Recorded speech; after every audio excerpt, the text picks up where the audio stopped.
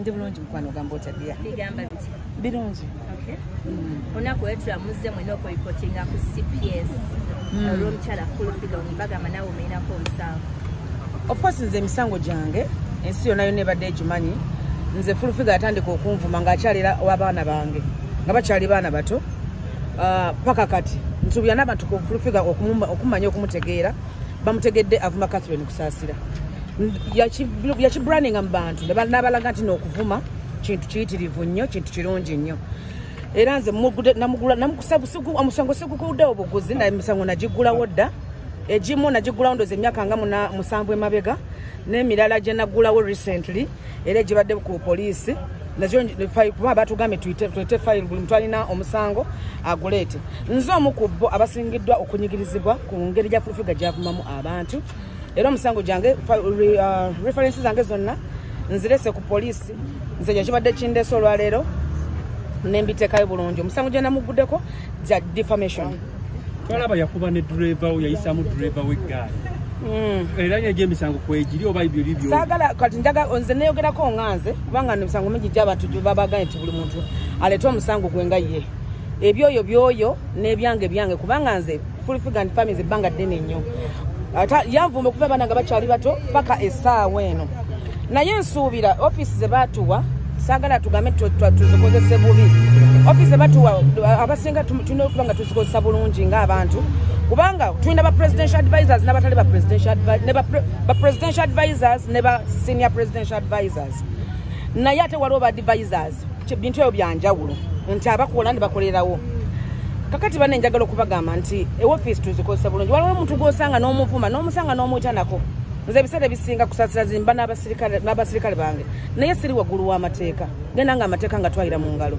Nze nekubira omulanga kubanga tubadde nga tuwabira Fulfiga naye nga poliisi tekola ki tefaayo. Ffe tubadde tumanyi nti ye ali above the law naye nsubira buli muntu ali above the law. Kati ensonga ki nze ku poliisi ebyannammere mbisanze busanzi naye nze nyina omusango gwange kijja kunnyambako kubanga mbadde manyi musanga mbadde munoonyeza ebbanga nga sikola ki nga simulaba. Kyokujja ku CPS ndabe nga nekubira omulanga bwaba batuyise nti mwantu alina emisango ku Jennifer Fulfiga akikole ki. Naye nze ensi yonna ekimanyi Fulfiga anvodde anvumye nayigiza n'abantu bonna ba tiktokers okuvuma balabidde ku ye. Kitegeeza balaga nti kirungi. Kati nsaba nange bwenkanya okuba nti nange bandowooza ku Fulfiga ku bintu byankoze. Njagala kutangaza ekintu kino Fulfiga si presidential advisor. She is not a presidential advisor. Nabagamba Fulfiga si presidential advisor. Mobilizer.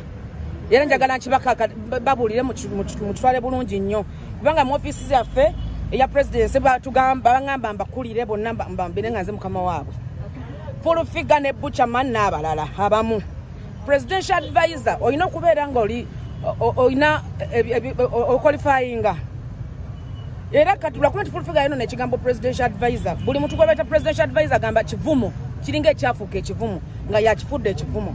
Era nsaba buli muntu agamba nti presidential advisor mumusabe kaadi alimekanga police alimekanga bifo bantu joyitireyo fanafe tuba n'abantu naye tutambula nabo naye nga tetwewanika tetuli waggulu w'amateeka.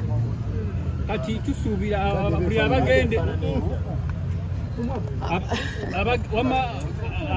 Mikase olina garanti nti bwogenda bwoti ogenda kudda kuba tulaba abagenda tebadde.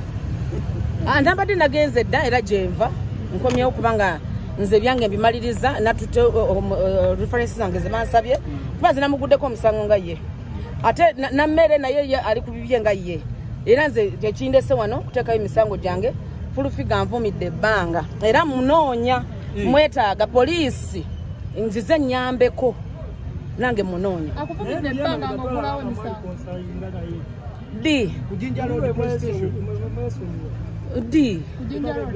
nze Fulfiga sina gwe nali musonyiddeko kubanga nvumidde ebbanga ddene omusango sigigalangawo. Yes. Kati bwe tumulaba tukuyite gwe mumulabira nze mwagala ku poliisi kubanga ebintu ebyange mbimalira mu mateeka era nsimuddangamu simuvumangako.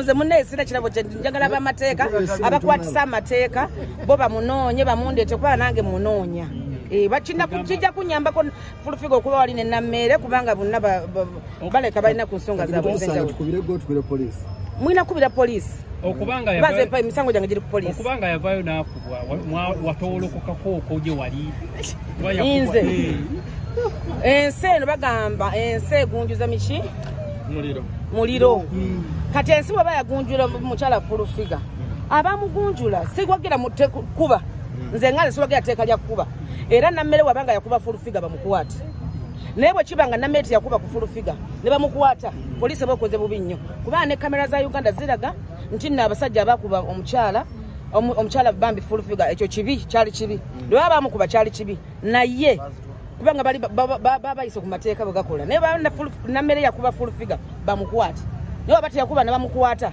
bajja kulaga abantu ti nno fulufiga okuvuma kirungi mu bantu.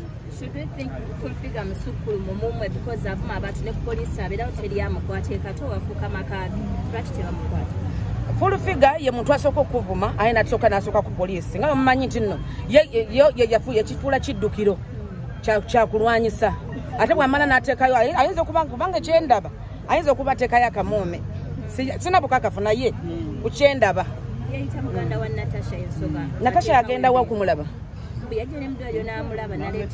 fulufiga nga jagala bifaananyi mwali mulete mulaba bifaananyi bya fulufiga nga taddayo Natasha olaba ateekayo ng'afukamiridde buli muntu naye ayinza okutateekayo ekifaananyi kya Natasha kakibe kyamuhoza abibawe kati wano mu Uganda tewali office gye tutatuukamu naye office tuzikozesa bubi bwe tutyo waliwo amateeka galaga nti ngende nkubira gundi wekwasa buli muntu waliwo ensonga zetutayinza kuyingiza mu bantu nti buli kasonga okubire kuba mu Uganda tewali office gye sisobola kuyingiramu ng'omuntu otugambye fulufiga si presidential advisor abantu bamenyere ba president advisor oli omu wekka oba ne nze beekakasa ba president tuli bangi naye waliwo be bayita ba presidential senior abali mu ndongo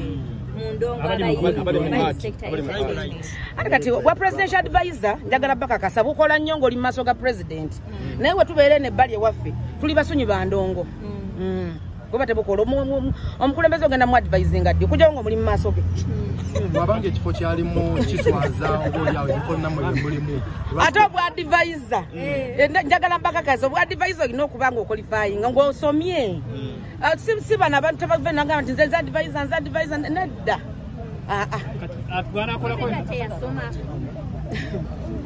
simanyi fulufiga tatutamya kigambo kyaba presidential advisor takitutamya mobilizer atulage bulazi kaadi bwajja okukwata mumusangira mumusabe kaadi mugere saba ku kaadi ayina n'omusango gw'okweta kyatali ayinza okuba munna oba ayina n'omusango gw'okweta kyatali sofa emisango gyendabye giri emisango mmanyiza fulufiga ne bwalanvuma kubanga nvumye ebbanga ddene talina kipa kyatagenda kunvuma buli kimu akinvumye emisango gye tusanzeeyo emisango giri 14 egiriyo nga gikwata ku fulufiga kati tusaba poliisi ya Uganda bannange etuyambe negyo emisango nagyo egikoleko abantu bangi nnyo senga kula namaali bubi bakitone bali bubi baani bonna buli muntu ali bubi bannange novuma munno goli mukazi nogera novuma ebivumo ebyo goli mukazi gomama ate fulufiga yefuna nti zolo ate si zolo kubanga singa zolo senga buli muntu amanyi bawa fulufiga senga amanyi abaana ba fulufiga mwali mbalabayeko mu kamera si zolo kitegeeza buli kyakula kikola ki mwebale